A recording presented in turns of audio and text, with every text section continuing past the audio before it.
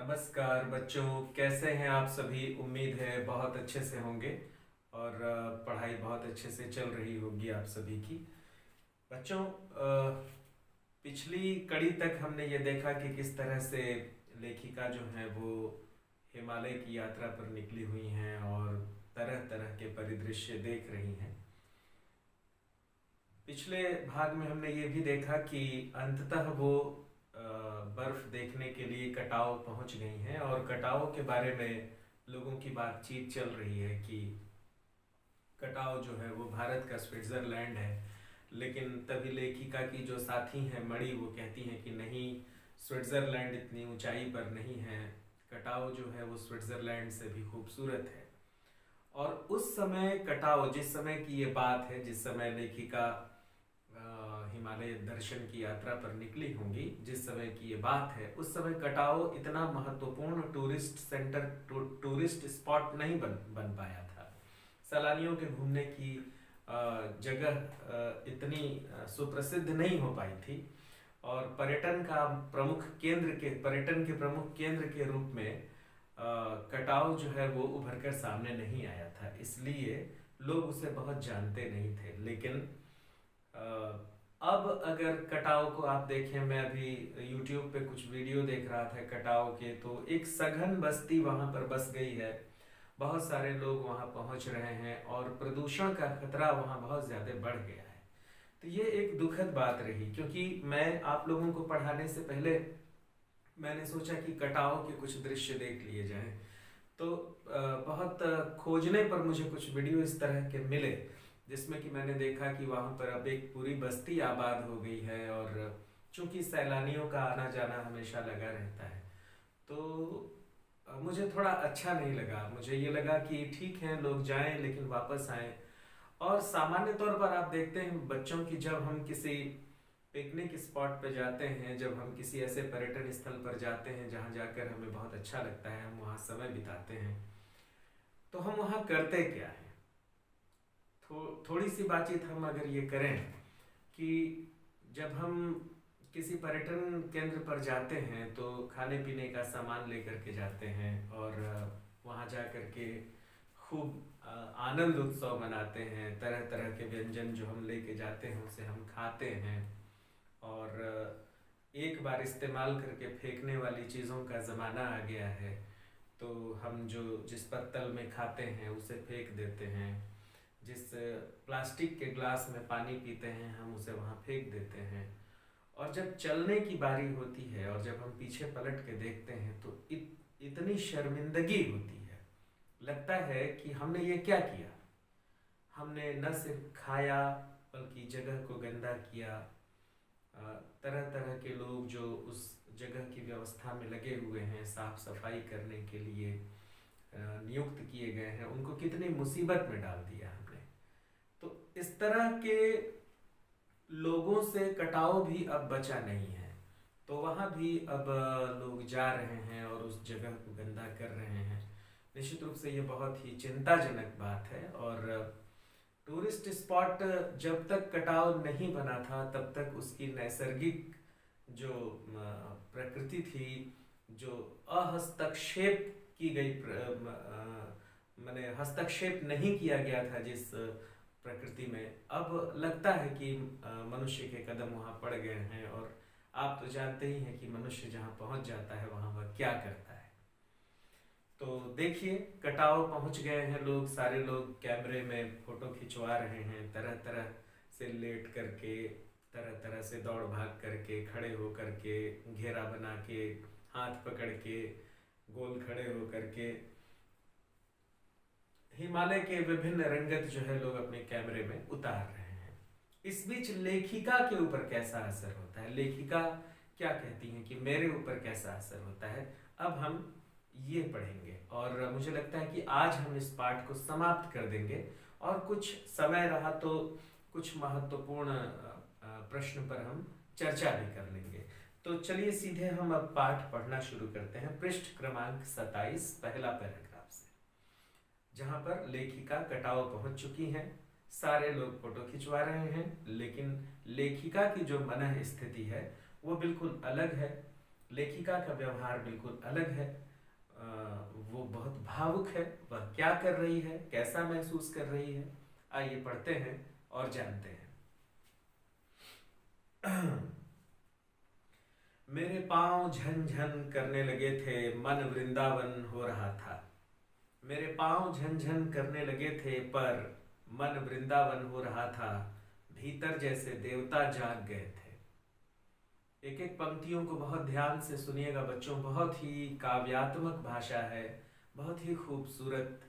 मतलब इन पंक्तियों का अर्थ अगर आप देखें, अगर अर्थ और व्याख्या करने की कोशिश करें तो बहुत लंबी लंबी व्याख्याएं होती हैं। जैसे कि मेरे पाँव झनझन करने लगे।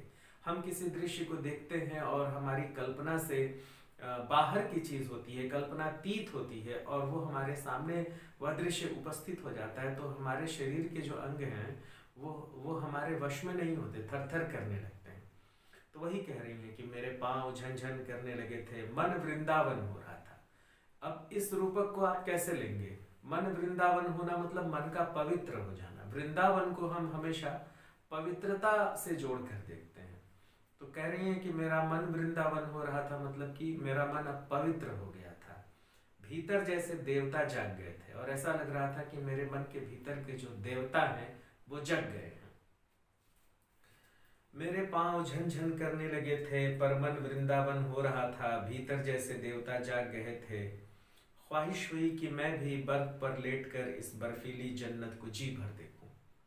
उन्हें भी लगा कि मैं भी इस बर्फ पर लेट जाऊं और ये जो जन्नत है, जो स्वर्ग है, इसे मैं जी भर कर देखूं। पर मेरे पास बर्फ पर पहनने वाले लंबे लंबे जूते नहीं थे। मैंने चाहा कि किराए पर ले लूं, पर कटाओ, युमथांग और झांगू लेक की तरह टूरिस्ट स्पॉट नहीं था। जैसा कि मैंने कहा आपको कि उस समय कटाओ टूरिस्ट स्पॉट नहीं बन पाया था। इसलिए आप देखिए कि लेखिका जो है वो बर्फ पर चलने के लिए जूते, जो विशेष तरह के जूते पहने जाते हैं बच्चों। आप देखिए कि कुछ मुझे लगता है कि इस तरह के जूते होंगे, मतलब कि कुछ इस तरह के जूते बच्चों, कुछ ऐसे ऐसे जूते, है ना, ये यूं, ताकि अगर आप यहाँ तक, अगर आपके पैर जो है वो बर्फ में धंस भी जाते हैं, है ना, तो ये कुछ विशेष तरह के जूते होते हैं, मोटे चमड़े के बने होते हैं। और मतलब आप समझिए कि कम से कम घुटने तक तो बर्फ के असर से आपको बचा कर रखते हैं।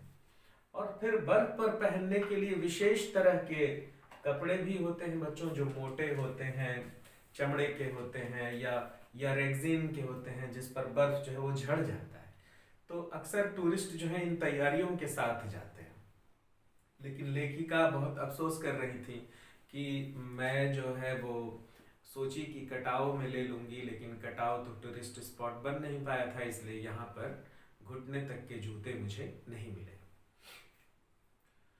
मैंने चाहा कि किराए पर ले लूं, पर कटाओ, युमथांग और झांगू लेक की तरह टूरिस्ट स्पॉट नहीं था। इस कारण यहाँ झांगू की तरह दुनिया भर की तो क्या एक भी दुकान नहीं थी। खैर, दनादन फोटो खिंचवाने की बजाय मैं उस सारे परिदृश्य को अपने भीतर लगातार खींच रही थी, जिससे महानगर के डार्क रूम में इसे फिर देख सकूं। कह रही हैं कि लोग फोटो खिंचवा रहे थे, लेकिन मैं फोटो नहीं खिंचवा रही थी। मैं अपने भीतर के कैमरे में इसे उतार रही थी, इस दृश्य को अपने हृदय के कैमरे में उतार रही थी।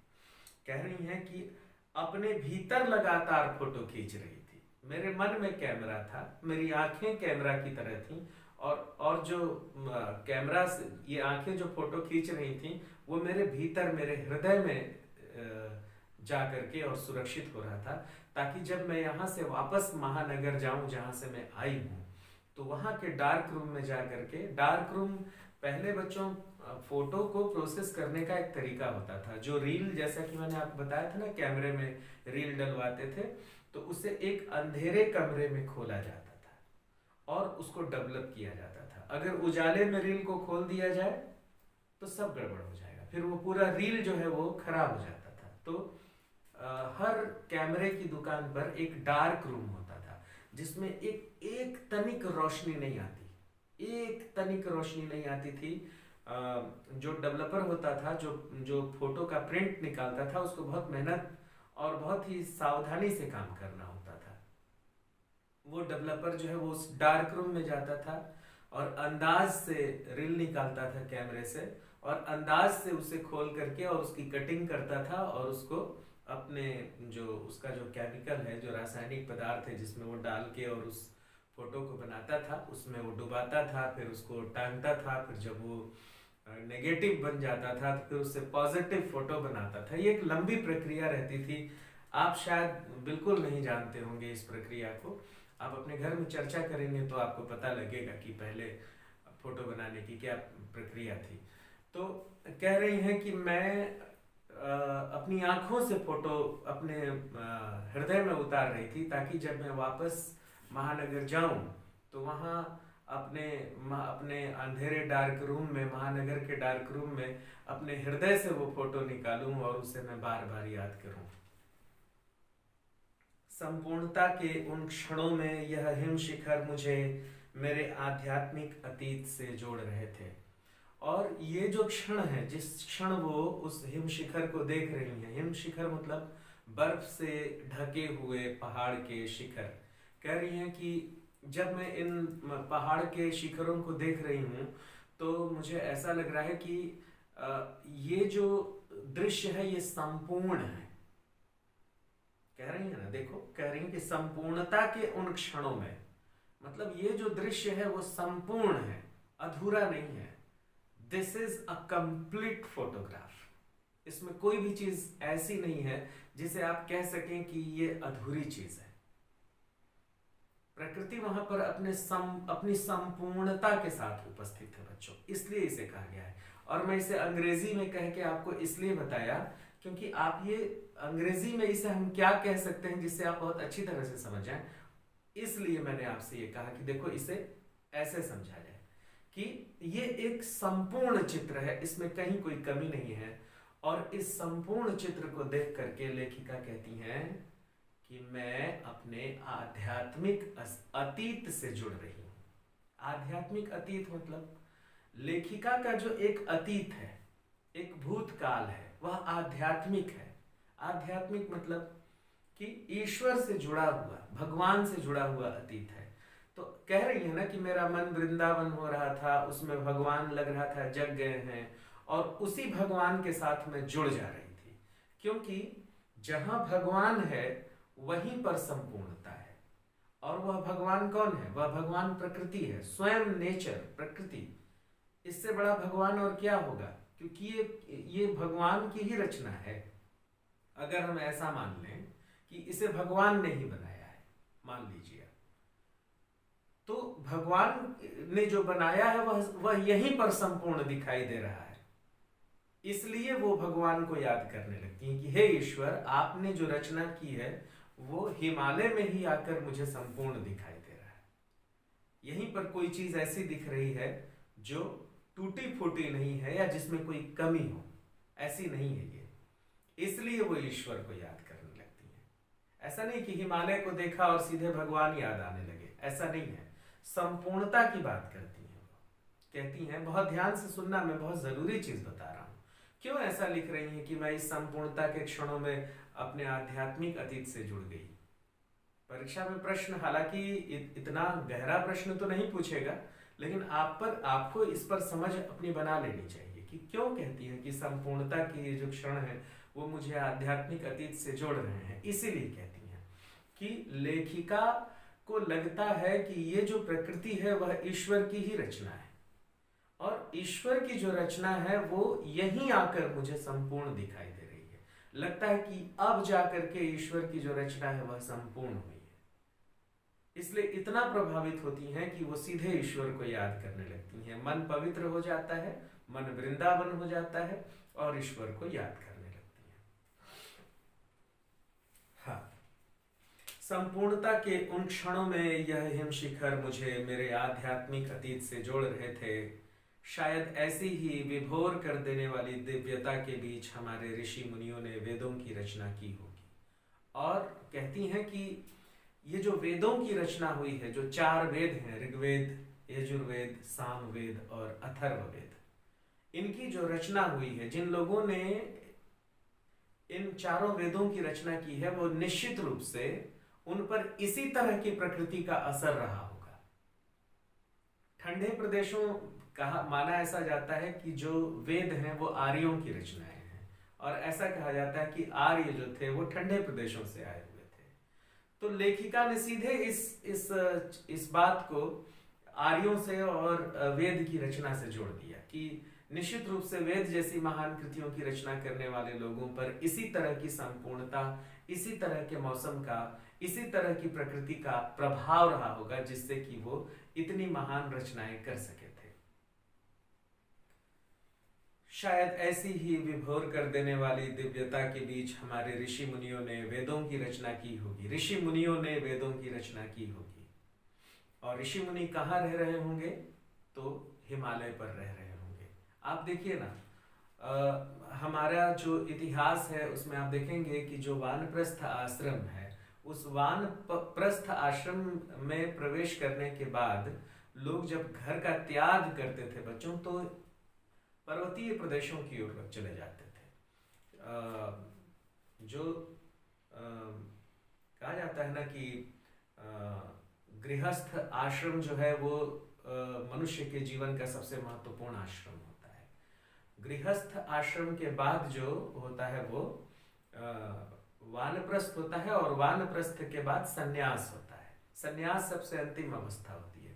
तो जब लोग सन्यास लेते हैं, वानप्रस्थ मतलब जंगल को जाना, और जब लोग सन्यास लेते हैं तो वो इसी तरह की पहाड़ियों में, इसी तरह के बर्फीले क्षेत्रों में चले जाते हैं जहाँ पर प्रकृति अत्यंत शांत है और संपूर्ण है, और वहीं अपने देह का त्याग करते हैं।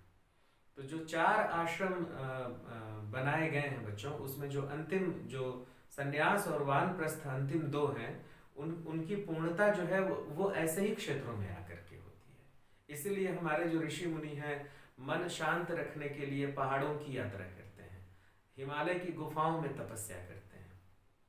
आपने कहीं ना कहीं तो सुना होगा ना कि फला ऋषि जो है वो हिमालय की गुफाओं में तपस्या कर रहे हैं, या हिमालय में अनेक ऋषि मुनियों के आश्रम हैं जहाँ पर वो तपस्या कर रहे हैं, या जहाँ पर वो निवास कर रहे हैं अपने आश्रम में। तो वही कहती हैं कि निश्चित रूप से ये जो संपूर्णता है प्रकृति की, उसी का ये प्रभाव है।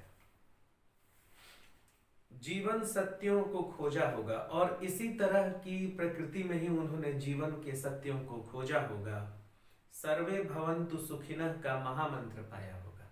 सर्वे भवन्तु सुखिनः, सभी लोग सुखी हों, ऐसी कामना की होगी। निश्चित रूप से ये हिमालय का ही प्रभाव होगा कि लोग ऐसा सोचने लगे कि मैं ही सुखी न हूं। सर्वे भवन्तु सुखिनः, सभी लोग सफल हों। अंतिम संपूर्णता का प्रतीक वह सौंदर्य ऐसा कि बड़ा से बड़ा अपराधी भी इसे देख ले तो क्षणों के लिए ही सही करुणा का अवतार बुद्ध बन जाएगा।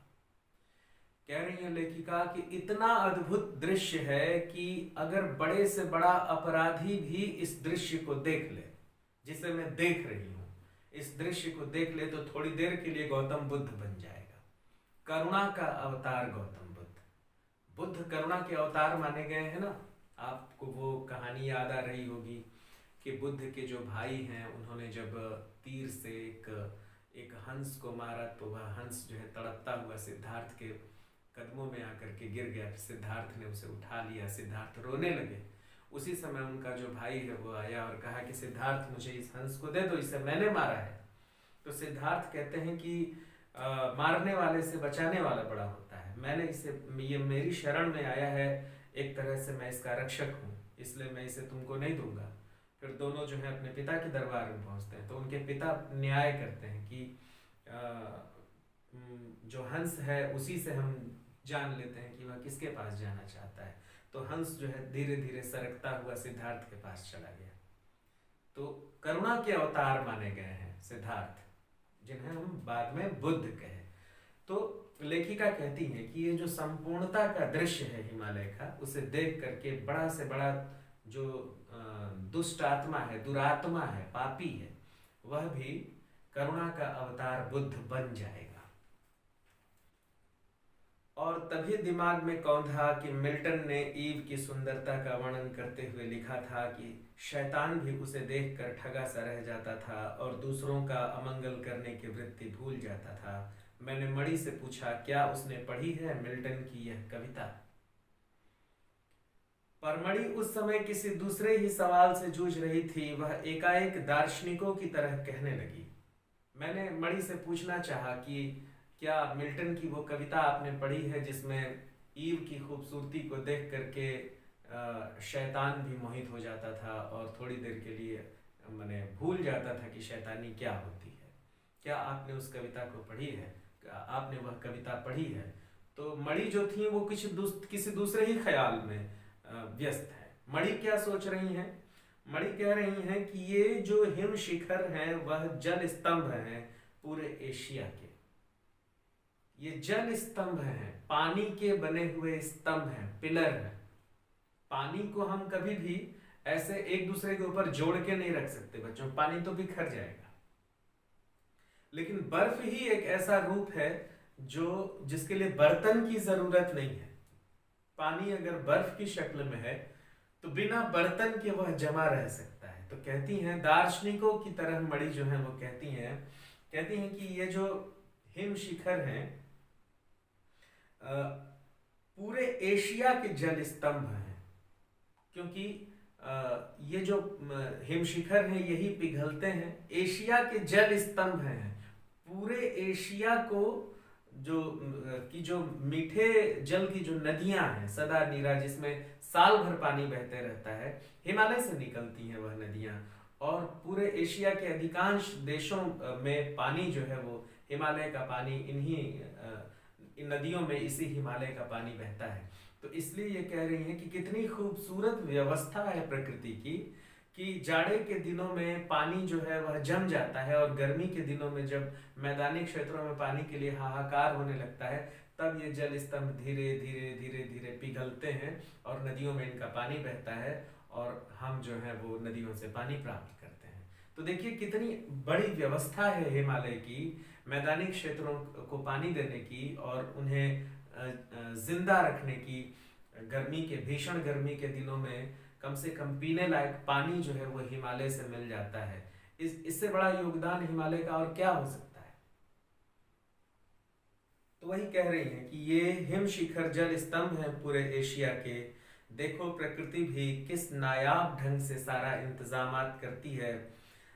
सर्दियों में बर्फ के रूप में जल संग्रह कर लेती है और गर्मियों में पानी के लिए जब त्राही त्राही मचती है तो यही बर्फ शिलाएं पिघल पिघल कर जलधारा बनकर हमारे सूखे कंठों को तरावट पहुंचाती है। कितनी अद्भुत व्यवस्था है जल संचय की। जैसा कि मैंने आपसे बताया कि जाड़े के दिनों में पानी जो है वह जम जाता है और बड़े बड़े स्तंभ की तरह जम जाता है। उसके लिए कोई कटोरे की जरूरत नहीं है, बड़ी बड़ी टंकियों की जरूरत नहीं है कि उसमें पानी को भर के रखा जाए। पानी यूं ही जमा हुआ है, बर्फ के रूप में जमा हुआ है, वह बह नहीं रहा है ना एक चमत्कार। और जैसे ही मैदानों में गर्मी के दिनों में निदाघ के समय में जब लोग पानी के लिए त्राही त्राही करते हैं तो हिमालय से निकलने वाली नदियों में गर्मी के दिनों में भी मीठे पानी का स्रोत बहता रहता है, मीठा पानी बहता रहता है बच्चों। तो कितनी खूबसूरत व्यवस्था है, प्रकृति ने कितना ध्यान रखा है लोगों का कि एक तरफ पानी को रोक के रखो, जमा के रखो और जब जरूरत पड़े तो धीरे धीरे दो।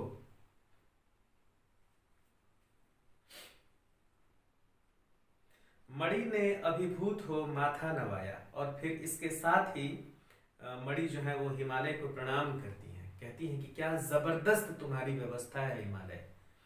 मणि ने अभिभूत होकर माथा नवाया, जाने कितना ऋण है हम पर इन नदियों का, हिम शिखरों का। संसार कितना सुंदर, स्वप्न जगाते उन लम्हों में मैंने सोचा, पर तभी उदासी की एक झिनी सी परत मुझ पर छा गई। उड़ते बादलों की तरह पत्थर तोड़ती उन पहाड़ियों का ख्याल आ गया।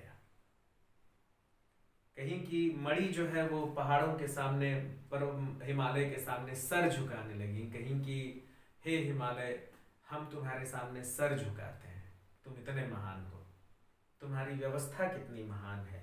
और अभी लेखिका जो है अभी इन बातों को सोच रही थी, तब तक उसी सुंदरता के साथ साथ जीवन का जो दुख दर्द जुड़ा हुआ है उनका ध्यान उधर चला गया। और फिर से उन्हें वह पहाड़ी महिलाएं याद आ गई जिनके हाथ जो हैं वो बेवाइयों से भरे हुए हैं, और वो कोमल हाथों से खतरनाक पत्थर तोड़ रही हैं और हाड़ तोड़ जी तोड़ मेहनत कर रही हैं। आत्मा की अनंत परतों को छीलता हुआ हमारा यह सफर थोड़ा और आगे बढ़ा कि तभी देखा इक्की दुक्की फौजी छावनियां।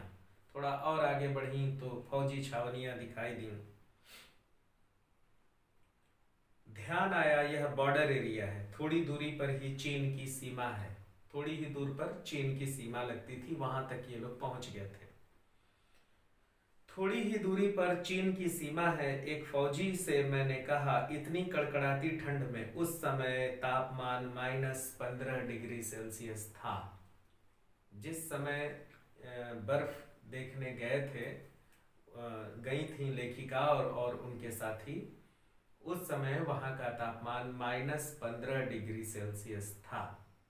आप ये सोचिए बच्चों की सरगुजा में जब तापमान न्यूनतम तापमान 1 और 2 डिग्री होता है, और तब हम उसे महसूस भी नहीं कर पाते हैं क्योंकि उस समय हम रात को सोते समय रजाई में रहते हैं। सूर्योदय होने के साथ ही तापमान 3 और 4 डिग्री सेल्सियस तक पहुंच जाता है। जब हम स्कूल में आते हैं उस समय जो ठंडी रहती है, जरा उसके बारे में सोचिए। उससे भी 15 डिग्री सेल्सियस कम तापमान, मतलब ताप तो है ही नहीं है, अब वो ऋण में जा रहा है, माइनस में जा रहा है। उस समय -15 डिग्री सेल्सियस तापमान था। मैंने पूछा कि इतनी कड़कड़ाती ठंड में आप लोगों को बहुत तकलीफ होती होगी। वह हंस दिया। बॉर्डर एरिया पर एक सिपाही खड़ा था, तो लेखिका ने पूछा कि इतनी ठंडी में तो आप लोगों को बहुत तकलीफ होती होगी, तो बेचारा क्या बोलता, हंसा, थोड़ा सा हंस दिया। एक उदास हंसी। उस हंसी में कोई खुशी नहीं थी, उस हंसी में एक उदासी थी कि इतनी कठिन परिस्थितियों में हमें अपना घर द्वार, अपने पत्नी, अपने बच्चों को छोड़कर, अपने माता पिता को छोड़कर, भाई बहनों को छोड़कर हम यहाँ -15 डिग्री सेल्सियस तापमान में भी डटे हुए हैं। तो एक उदासी सी उसके चेहरे पर थी, और उसने कहा कि आप चैन की नींद सो सकें इसलिए तो हम यहाँ पहरा दे रहे हैं। कितनी जबरदस्त बात उसने कही, आप अपने घरों में आराम से सोइए, इसलिए हम -15 डिग्री सेल्सियस में यहाँ पर पहरा दे रहे हैं। फेरी भेटूला, फिर मिलेंगे, कहते हुए जितेन ने जीप चालू कर दी। थोड़ी देर बाद ही फिर दिखी एक फौजी छावनी जिस पर लिखा था we give our today for your tomorrow. We give our today for your tomorrow. हम अपना आज आपके कल के लिए दे रहे हैं। हमारा आज जो है वो इतना जो कठिन आज है, उससे आपका कल सुरक्षित हो सके, इसलिए हम आज अपना सब कुछ दे रहे हैं आपको। मन उदास हो गया। निश्चित रूप से मन उदास हो जाएगा। हम देखेंगे कि भाई हमारे लिए कोई इतना कर रहा है तो मन उदास नहीं होगा बच्चों, बिल्कुल होगा। मन उदास हो गया, भीतर कुछ पिघलने लगा। महानगर में रहते हुए कभी ध्यान ही नहीं आया कि जिन बर्फीले इलाकों में बैसाख के महीने में भी 5 मिनट में ही हम ठिठुरने लगे थे, हमारे ये जवान पौष और माघ में भी, जबकि सिवाय पेट्रोल के सब कुछ जम जाता है, तैनात रहते हैं। बच्चों ये लोग तो अप्रैल मई में गए हुए हैं, तब -15 डिग्री सेल्सियस तापमान है। सोचिए कि जब हमारे यहाँ जाड़े का दिन होता होगा, अंत का दिसंबर और शुरू का जनवरी का जो सप्ताह है, या आप दिसंबर और जनवरी के ठंड की बात ले लीजिए, उस समय वहां कैसा तापमान होता होगा। तो लेखिका लिख रही है कि सिवाय पेट्रोल के सब कुछ जम जाता है। आप समझ रहे हैं? सिवाय पेट्रोल के सब कुछ जम जाता है, बस पेट्रोल ही है जो नहीं जमता है। बताते हैं वहां पे कि आलू जो है ना, जिसे खाते हैं हम, वो तो पत्थर की तरह हो जाता है, उसको फोड़ फोड़ करके और पकाना पड़ता है। ऐसी परिस्थिति हो जाती है। सब्जियां ठाए ठाए करती हैं, बिल्कुल एकदम इतनी कड़ी हो जाती हैं सब्जियां। समझ रहे हैं आप, हमेशा पानी उबलते रहता है जवानों के लिए, हमेशा गर्म मैंने ऐसी व्यवस्था वहां पर की जाती है। तो इतनी कठिन परिस्थितियों में लोग वहां पर पहरा दे रहे हैं कि हमारा जो देश है, हमारे देश के लोग हैं, हमारे देश की सीमाएं हैं, वो सुरक्षित रहें। और जिन संकरे घुमावदार और खतरनाक रास्तों से गुजरने भर में हमारे प्राण कांप उठते हैं, उन रास्तों को बनाने में जाने कितनों के जीवन अपनी मियाद के पूर्व ही खत्म हो गए हैं। बच्चों, इस पैराग्राफ को थोड़ा ध्यान से समझिए, ध्यान से पढ़िए। यहां से प्रश्न उठता है कि कटाव से लौटते समय लेखिका का मन उदास क्यों हो गया था।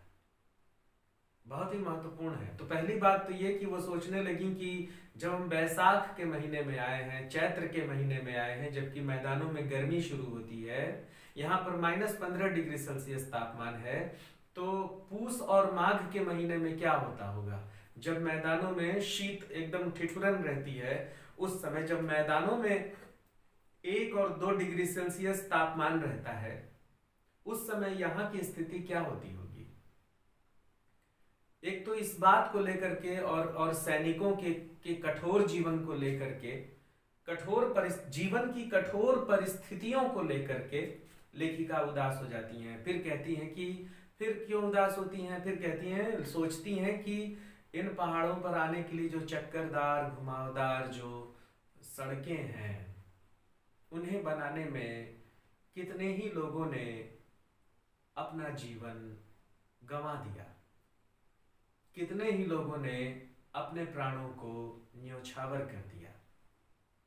जिन सड़कों पर आज हम आसानी से सुहाना सफर और ये मौसम हंसी करते हुए चले जा रहे हैं, हमें मालूम ही नहीं है कि उसे बनाने में कोई मर गया। तो इसलिए उदास हैं। हर पहलू से वो हिमालय का विश्लेषण कर रही हैं लेखिका। और फिर आगे क्या कहती हैं कि मेरे लिए यह यात्रा सचमुच ही एक खोज यात्रा थी। पूरा सफर चेतना और अंतरात्मा में हलचल मचाने वाला, बिल्कुल लेखिका को भीतर तक हिला कर रख दिया था हिमालय की यह यात्रा।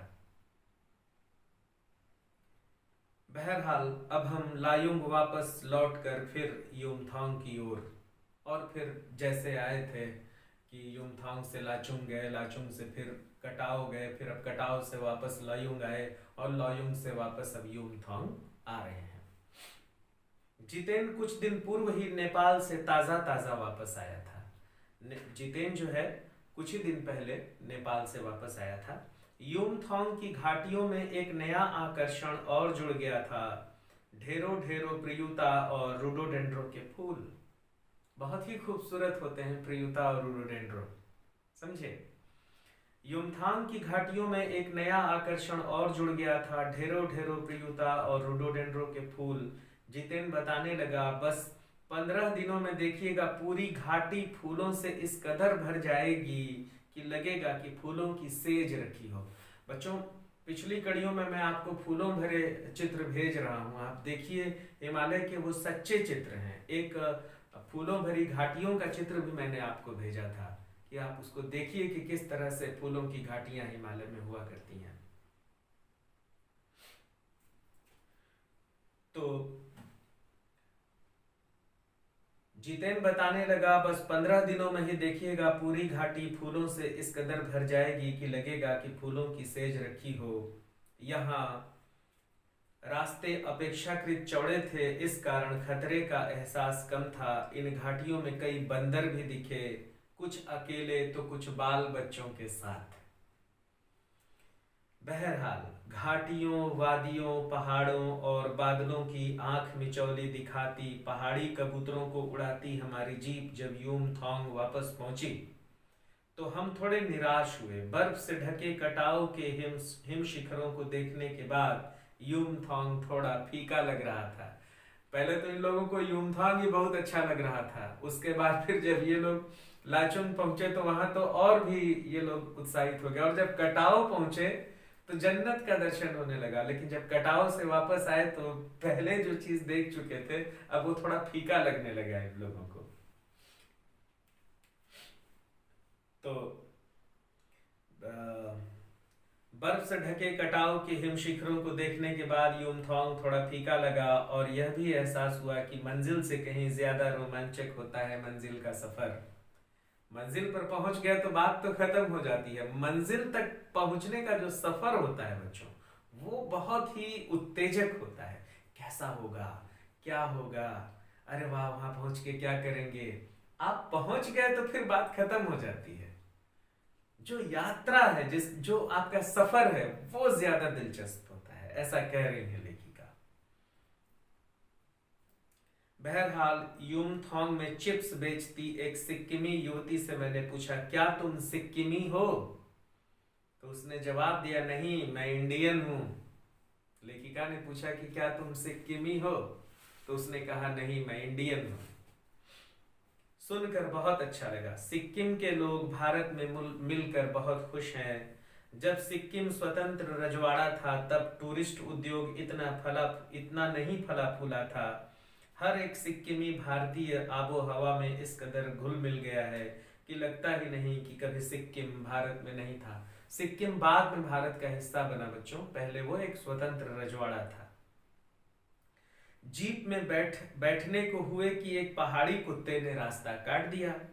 मणि ने बताया, ये पहाड़ी कुत्ते हैं, ये भौंकते नहीं हैं, सिर्फ चांदनी रात में ही भौंकते हैं। गजब है।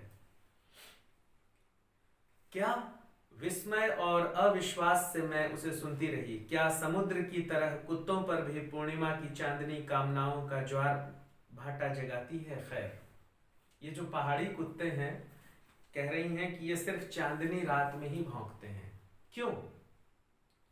तो लेखिका ने अंदाजा लगाया कि जब चांदनी रात मतलब कि चंद्रमा धरती के नजदीक आ जाता है, आप देखते हैं पूरा गोल चंद्रमा, तो चंद्रमा की जो आकर्षण शक्ति है वह पृथ्वी के तरल पदार्थों पर अपना प्रभाव डालती है। गुरुत्वाकर्षण, जो चंद्रमा का जो गुरुत्व बल है वह धरती पर, जैसे समुद्र, तो समुद्र में ज्वार भाटा कैसे आता है?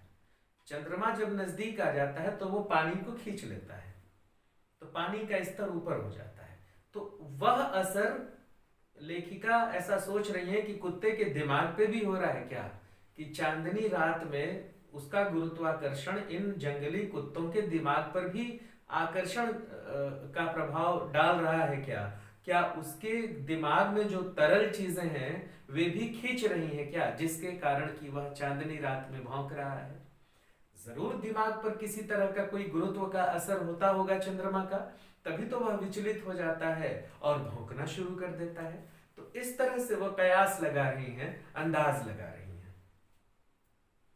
लौटती यात्रा में जीप में भी जितेन हमें रकम रकम की जानकारियां देता रहा। मैडम, यहाँ एक पत्थर है जिस पर गुरु नानक के फुटप्रिंट हैं। बताया कि गुरु नानक देव जी जब यहाँ यात्रा किए थे यहाँ की, तो पैरों के निशान हैं यहाँ पर। कहते हैं यहाँ गुरु नानक की थाली से थोड़े से चावल छिटक कर बाहर गिर गए थे। जिस जगह चावल छिटक कर गिरे थे वहां चावल की खेती होती है। तरह तरह की बातें हैं वहां पर, तरह तरह के किस्से हैं कि गुरु नानक देव जी की पोटली से, उनकी थाली से थोड़े से चावल यहाँ गिर गए थे, इसलिए यहाँ पे चावल की बहुत खेती होती है। ऐसी अपनी मान्यताएं हैं वहां की। करीब 3-4 किलोमीटर बाद ही उसने फिर उंगली दिखाई। मैडम, इसे खेदुम कहते हैं। यह पूरा लगभग 1 किलोमीटर का एरिया है। यहाँ देवी देवताओं का निवास है। यहाँ जो गंदगी फैलाएगा वो मर जाएगा। खेदुम एक जगह है, वहां पे 1 किलोमीटर की का क्षेत्र है वो। कहते हैं यहाँ जो गंदगी फैलाएगा मर जाएगा। बच्चों, गंदगी तो कोई कहीं भी फैलाएगा तो मर जाएगा। आज देखिए ना, गंदगी फैलाने का ही तो नतीजा है कि हम प्रदूषण की मार झेल रहे हैं। गंदगी सिर्फ खा करके छिलका गिरा देना गंदगी नहीं होती है। उद्योगों के काले धुएं भी गंदगी है। नदियों में प्रदूषित पानी छोड़ना भी गंदगी करना है। तो जो गंदगी हम कर रहे हैं, मानव जाति जो गंदगी फैला रही है, उसका खामियाजा कौन भुगत रहा है? मनुष्य ही भुगत रहा है। नित नई बीमारियों से ग्रसित हो रहा है। ये तो विज्ञान का चमत्कार है कि विज्ञान के दम पर वो 70, 75, 80 साल जी ले रहा है, लेकिन स्वस्थ जीवन कहाँ कोई जी पा रहा है। दवाइयां खा खा के तो लोग अपना जीवन बिता रहे हैं। तो खेदुम की ही बात नहीं है। खेदुम तो चलिए एक प्रतीक है। प्रकृति को गंदा करने वाला हर व्यक्ति गुनाहगार है और इसकी सजा मनुष्य प्राप्त करता है और कर रहा है। कोरोना ने सबको बता दिया कि देखिए आप कितनी पानी में, कितने पानी में। तुम लोग पहाड़ों पर गंदगी नहीं फैलाते, उसने जीभ निकालते हुए कहा। ना ना ना ना ना, उसने जीभ निकालते हुए कहा, नहीं मैडम, पहाड़, नदी, झरने, हम इनकी पूजा करते हैं, इन्हें गंदा करेंगे तो हम मर जाएंगे। कितनी जबरदस्त बात कह रहा है कि हम तो इनकी पूजा करते हैं। आप देखिए हमारे लोक जीवन में, सरगुजा के लोक जीवन में देख लीजिए, हम वृक्षों की पूजा करते हैं, सरई वृक्षों की पूजा करते हैं। आप अपने घरों में देख लीजिए, पीपल को रक्षा सूत्र बांधते हैं, बरगद को रक्षा सूत्र बांधते हैं, गंगा नदी की पूजा करते हैं। अभी छठ आने वाला है कुछ ही दिनों में, दिवाली के बाद, उसमें उगते हुए सूर्य को हम बहते हुए नदी में जाकर के अर्घ्य अर्पित करते हैं। सारी मान्यताएं तो हमारी जो है वो प्रकृति से जुड़ी हुई हैं, लेकिन इसके बाद भी हमने प्रकृति को कहीं का छोड़ा है? बताइए, कहीं का नहीं छोड़ा है हमने। जिस नदी में खड़े होकर हम छठ की पूजा करते समय अर्घ्य देते हैं, बाद में उसी नदी को दोबारा गंदा भी करते हैं। और आप देखिए कि मैं तो कह ही रहा हूं कि जहां पर हम अपने उत्सव मनाने जाते हैं, उस जगह से जब हटते हैं तब उस जगह को देखिए कि वह जगह कैसा हो गया है, वह कैसा था।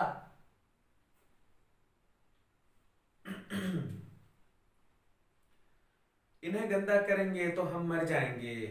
तो लेखिका कहती हैं, तभी तो गैंगटॉक इतना सुंदर है। मैंने कहा गैंगटॉक नहीं मैडम, गंतोक कहिए, गंतोक। इसका असली नाम गंतोक है। गंतोक का मतलब है पहाड़, गैंगटॉक नहीं। जैसे हम लोग कहते हैं ना, राम को रामा, अशोक को अशोका। अंग्रेजी में ए लगाते हैं स्वर को पूरा करने के लिए, हम उसे मात्रा में बदल देते हैं। पे अशोक अशोक है, चाहे अंग्रेजी में बोलिए चाहे हिंदी में बोलिए। राम राम है, चाहे अंग्रेजी में बोलिए चाहे हिंदी में बोलिए। कृष्ण कृष्ण है, उन्हें चाहे अंग्रेजी में बोलिए चाहे हिंदी में बोलिए। संज्ञा जो है वो कैसे बदल जाएगी, लेकिन हम गंतोक को गैंगटॉक, कोलकाता को कलकत्ता, है ना, दिल्ली को दिल्ली, दिल्ली तो सही है ना। राम को रामा, अशोक को अशोका, कृष्ण को कृष्णा कहते हैं। तो ये कहता है कि गैंगटॉक मत कहिए, गंतोक कहिए। गंतोक का अर्थ होता है पहाड़। ठीक। मैं कुछ कहती थी कि वह फिर चालू हो गया। मैडम, युमथांग भी पहले टूरिस्ट स्पॉट नहीं था। यह तो सिक्किम जब भारत में मिला उसके भी कई वर्षों बाद भारतीय आर्मी के कप्तान शेखर दत्त के दिमाग में आया कि यहाँ सिर्फ फौजियों को रखकर क्या होगा, घाटियों के बीच रास्ते निकालकर इसे टूरिस्ट स्पॉट बनाया जा सकता है। बहुत याद रखिएगा शेखर दत्ता का नाम। युमथांग को उन्होंने ही टूरिस्ट स्पॉट बनाया था, शेखर दत्ता। घाटियों के बीच रास्ते निकालकर इसे टूरिस्ट स्पॉट बनाया जा सकता है। आप देखिए अभी भी रास्ते बन ही रहे हैं, काम अभी चल ही रहा है। हाँ, रास्ते अभी भी बन ही रहे हैं, नए नए स्थानों की खोज अभी भी जारी है। शायद मनुष्य की इसी असमाप्त खोज का नाम सौंदर्य है। मन ही मन में कहती हूं, जीप आगे बढ़ने लगती है। कहती हैं कि मनुष्य इसी तरह खोज करता जाता है और नए नए जगहों पर पहुंचता जाता है ना। और ये जो यात्रा है, यह जो सिलसिला है, वह चलते रहता है। इसी तरह, इसीलिए तो हम मनुष्य जो है वो गतिशील है। तो बच्चों, ये पाठ यहीं समाप्त हुआ। मैंने सोचा था कि जल्दी समाप्त हो जाएगा तो कुछ प्रश्न भी लेंगे, तो ठीक है। आज हम इस बहुत ही लंबा, बहुत ही बड़ा पाठ था। निश्चित रूप से जब हम कक्षाओं में पढ़ते थे तो भी इस पूरे पाठ को पढ़ने में 1 सप्ताह का समय तो लग ही जाता था बच्चों। तो इस बार भी एक सप्ताह लगभग, ये मुझे लगता है कि 5वां भाग है इसका। तो मैं उम्मीद करता हूँ कि आप सबको बहुत अच्छा लगा होगा। अगली कड़ी में हम प्रश्नोत्तरों पर विचार करेंगे, तब जाकर हमारा यह पाठ संपन्न होगा। उम्मीद है आपको अच्छा लगा होगा। आगे भी इसी तरह जुड़िएगा। नमस्कार।